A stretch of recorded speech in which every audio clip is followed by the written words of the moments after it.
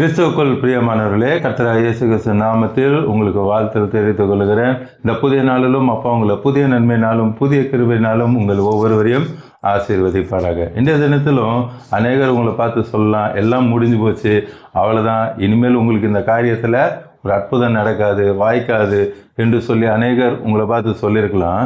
இன்று உங்களுக்கு தான் அப்பா அருமையான ஒரு வார்த்தையை கொடுக்குறாங்க. இது மனுஷனால் கூடாது தான், தேவனால் எல்லாம் கூடும் என்று சொல்லி லூக்கா 1ஆம் அதிகாரம் 37ஆம் வசனத்தில் அப்பா வாக்கு கொடுக்குறாங்க. Luke 1st chapter verse 37. தேவனால் கூடாத காரியம் ஒன்றுமில்லை. இந்த காலை நேரத்தில் அப்பா உங்களை பார்த்து அருமையான ஒரு வாக்குத்தத்தம் கொடுக்குறாங்க. அப்பாவால் கூடாத காரியம் ஒன்றுமில்லை. டாக்டர்கள் கைவிட்டிருக்கலாம், மனிதர்கள் முடியாது, அவ்வளோதான், என்னால் ஒன்றும் செய்ய முடியாதுன்னு சொல்லியிருக்கலாம். இல்லை உங்கள் சூழ்நிலைகள் நம்புறது மாதிரியே இல்லாமல் இருக்கலாம். இனிமேல் இது நடக்குமா, என் வாழ்க்கையிலே இந்த காரியம் இனிமேல் நடக்கவே நடக்காது, அவ்வளோதான் அப்படின்னு சொல்லி நீங்கள் நினைத்திருக்கலாம். இல்லை குடும்பத்தில் பிரச்சனை அதிகமாகி இனிமேல் சமாதானமே வராது என்று சொல்லுகிற அளவு கூட உங்கள் காரியங்கள் இருக்கலாம். சிலர் வேலை தேடி தேடி அழுத்து போயிருக்கலாம். எனக்கு பேரோல்ல ஆண்ட்ரோல்ல ஒரு வேலை கிடைக்குமா கிடைக்காதான்னு சொல்லி நீங்கள் சோர்ந்து போயிருக்கலாம். சிலர் வியாதி பலவீனத்தில் நீங்கள் அவதிப்பட்டு கொண்டு இருக்கிறீங்க. எனக்கு இந்த வியாதி சரியே ஆவாதா அப்படின்னு சொல்லி நீங்கள் ஏக்கத்தோடு கூட பார்த்து கொண்டு இருக்கலாம். இந்த காலை நேரத்தில் அப்போ உங்கள் எல்லாருக்கும் தான் அருமையான வாக்குத்தத்தம் கொடுக்குறாங்க. தேவனால் கூடாத காரியம் ஒன்றும் இல்லை. நம்ம அப்பாவால் எல்லாம் முடியும். நம்ம அப்பாவால் கூடாத காரியம் ஒன்றுமே இல்லை. இன்று உங்கள் வாழ்க்கையில் பெரிதாக நீங்கள் திகைத்து கொண்டிருக்கிற எல்லா காரியத்தையும் அப்பா ஒன்றும் இல்லாமல் உங்களுக்கு நிறைவாய் ஆசீர்வாதத்தை தருவேன் என்று சொல்லி இந்த காலை நேரத்தில் அப்பா சொல்கிறாங்க. எரேமியா 32ஆம் அதிகாரம் 27ஆம் வசனம். எரேமியா 32 chapter verse 27. இதோ நான் மாம்சமான யாவருக்கும் தேவனாகிய கர்த்தர், என்னாலே செய்யக்கூடாத அதிசயமான காரியம் ஒன்றுண்டோ. அப்போ அந்த காலை நேரத்தில் மீண்டும் உங்களை பார்த்து தான் சொல்கிறாங்க, நீங்கள் முடியாதுன்னு சொல்லி நீங்கள் தீர்மானம் பண்ணிட்டீங்க. அப்பா சொல்கிறாங்க, என்னால் கூடாத காரியம் ஒன்றும் இல்லை. நான் எல்லா அற்புதங்களையும் அதிசயங்களையும் உங்களுக்கு செய்ய வல்லமையுடையவராக இருக்கிறேன் என்று சொல்லுகிறார். அதே எரேமியாவில் 17ஆம் வசனம் பாருங்கள், verse 17. வானத்தையும் பூமியையும் உண்டாக்கினீர், உம்மாலே செய்யக்கூடாத அதிசயமான காரியம் ஒன்றுமில்லை. வானத்தையும் பூமியையும் உண்டாக்கின நம்முடைய அப்பாவால் உங்களுக்கு இருக்கிற பிரச்சனை அப்பாவுக்கு ஒரு லேசான காரியம், அப்பாவால் கூடாத காரியம் ஒன்றுமில்லை. நிச்சயமாக உங்களுக்கு அற்புதத்தை செய்வேன் என்று சொல்லுகிறார். உங்களுக்கு தான் அந்த பிரச்சனை தலைக்கு மீறி போயிடுச்சு, இனிமேல் என்னால் முடியலன்னு சொல்லி அழுது பார்த்து கொண்டு இருக்கிறீங்க. என் கடங்காரங்கள்லாம் ரொம்ப நெருக்கிறாங்க பிரதர், உங்களுக்கு என்ன தெரியும், எனக்கு நான் என்ன செய்ய போகிறேன்னு தெரியலையே, என் வருமானம் எல்லாம் வட்டிக்கே போயிடுது அப்படின்னு சொல்லி நீங்கள் அழுது கொண்டு பார்த்து கொண்டு இருக்கலாம். வியாதி நிமித்தம் நீங்கள் அழுது கொண்டு பார்த்து கொண்டு இருக்கலாம். எனக்கு ஒரு சுகம் கிடைக்காதா என்று சொல்லி பிள்ளைகளுக்கு திருமணம் ஆகவில்லையேன்னு சொல்லி ஏக்கத்தோடு பார்த்து கொண்டு இருக்கலாம். வயசு 35க்கு மேலே ஆகிப்போச்சே, இனிமேல் எப்படி திருமணம் ஆகும் என்று சொல்லி நீங்கள் கலங்கி கொண்டு திகைத்து கொண்டு பார்த்து கொண்டு இருக்கலாம். எல்லாவற்றையும் மாற்ற அப்பாவுக்கு வல்லமை உண்டு. நிச்சயமாக அவர் அற்புதத்தை செய்வார். ஏசாயா 43ஆம் அதிகாரம் 19ஆம் வசனத்தில், ஐசாயா 43 verse 19ல், இதோ நான் புதிய காரியத்தை செய்கிறேன், வனாந்தரத்தில் வழியையும் அவாந்திர வெள்ள ஆறுகளையும் உண்டாக்குற தேவன் நான் என்று அப்பா சொல்கிறாங்க. இஸ்ரவேல் ஜனங்களை பார்வோன் அவனுடைய சேனைகள் எல்லாம் என்ன பண்ணுறாங்க, பின்னாடி துரத்திக்கிட்டு வராங்க. இஸ்ரவேல் ஜனங்கள் உயிருக்கு பயந்து என்ன பண்ணுறாங்க, போய்கொண்டு இருக்காங்க. இப்பொழுது அவர்கள் கண்களுக்கு முன்பாக இருக்கிறது செங்கடல். அந்த கடலை தாண்டி தான் போகணும். கடலுக்குள்ளே போனால் அழிஞ்சு போயிடுவாங்க. இந்த பக்கம் பார்வோனுடைய சேனை வந்துக்கிட்டு இருக்கு. என்ன செய்வோம் என்று சொல்லி திகைத்து கொண்டு இருக்கும் பொழுது, அவ்வளோதான், நம்ம ஒன்று கடலில் மூழ்கி சாகணும், இல்லை அந்த எகிப்து இராணுவத்துக்கிட்ட மாட்டி சாகணும். இதுதான் சிச்சுவேஷன். ஆனால் அப்பா பாருங்க, எதிர்பாராத ஒரு வழியை திறந்து கொடுத்தாங்க. செங்கடலை இரண்டாக அப்பா என்ன பண்ணாங்க, பிளந்தாங்க.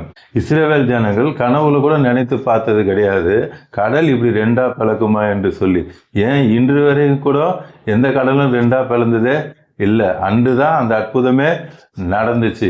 அதே போல தான் இன்றைக்கு நீங்களும் இந்த பக்கம் போக வேண்டும் என்று சொல்லி தெரியாமல் திகைத்து கொண்டு பார்த்து கொண்டு இருக்கிறீங்க.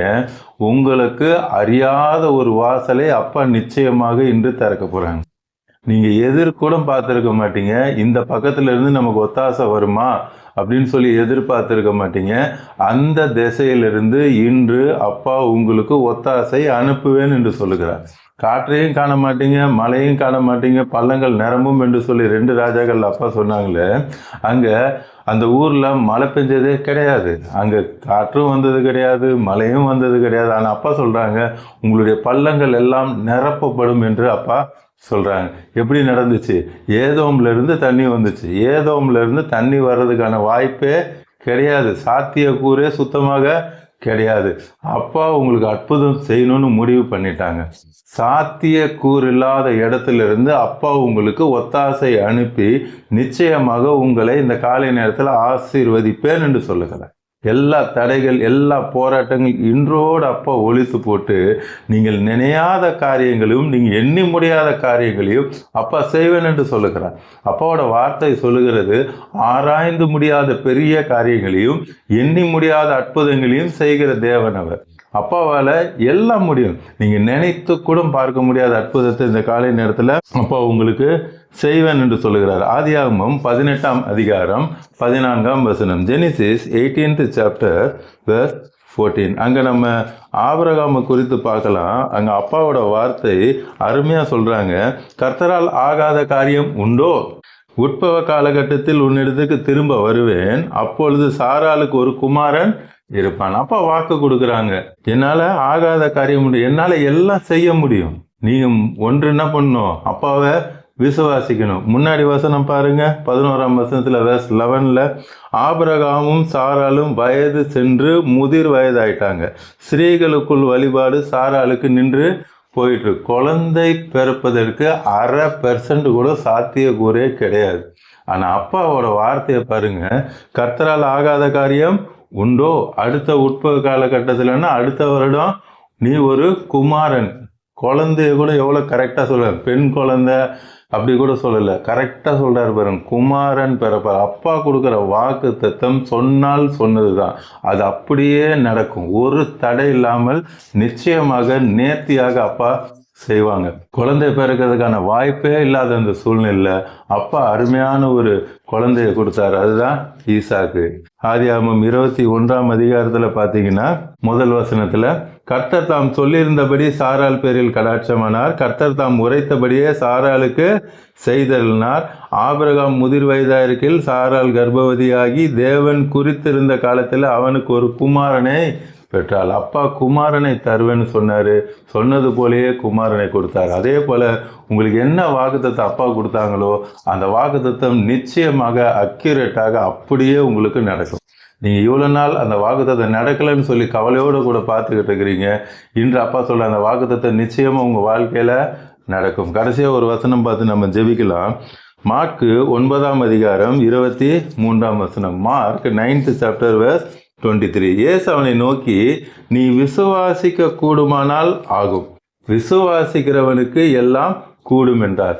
அப்ப அருமையான வார்த்தை சொல்றாங்க, விசுவாசிக்கிறவர்களுக்கு தான் எல்லாம் கூடும். அப்பா அற்புதம் செய்யும் போதெல்லாம் எல்லாத்தையும் கேட்பாங்க, இந்த அற்புதத்தை செய்ய எனக்கு வல்லமை உண்டு என்று நீ விசுவாசிக்கிறாயா அப்படின்னு சொல்லி கேட்பாங்க. இன்றைக்கும் அப்பா உங்க வாழ்க்கையில அற்புதம் செய்ய ரெடியா இருக்கிறாங்க. அந்த அற்புதம் உங்க வாழ்க்கையில நடக்கும் என்று சொல்லி நீங்க விசுவாசிக்கிறீங்களா?